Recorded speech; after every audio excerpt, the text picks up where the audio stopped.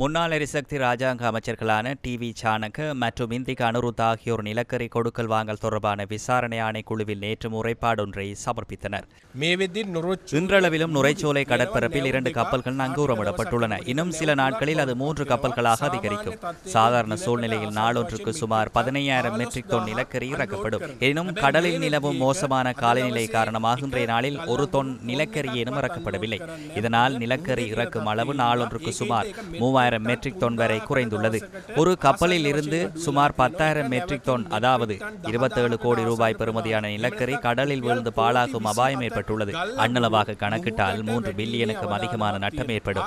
எதிர்நோக்கவுள்ள அலைச்சீற்றம் காலத்திற்குள் இந்த 3 கப்பல்களையும் அடுத்து வரவிருக்கும் 7 கப்பல்களையும் கரைக்கு கொண்டுவர எடுக்கும் முயற்சியினால் சுமார் 3 பில்லியன் ரூபாய் நட்டம் ஏற்படும். அதாவது 300 கோடி ரூபாய்க்கும் அண்மைத்தளவான நட்டம் ஏற்படும்.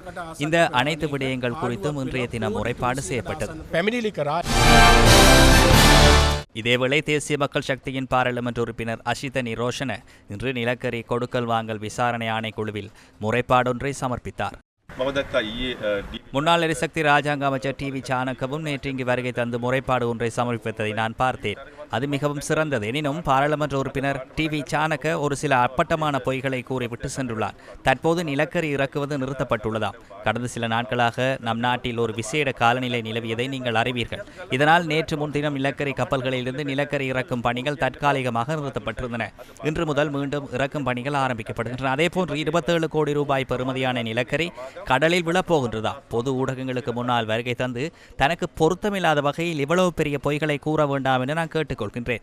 இன்று முதல் நிலக்கரி இறக்கப்படும். அவ்வாறு எதுவும் கடலில் விழப்போவதும் இல்லை. மேலும் அந்த நிறுவனங்கள் காரணமாகவே தாமதம் ஏற்பட்டுள்ளது என்பதால் அதற்கான தாமத கட்டணமாக 1 ரூபாவை கூட செலுத்துவதற்கு நாம் உடன்படவும் இல்லை.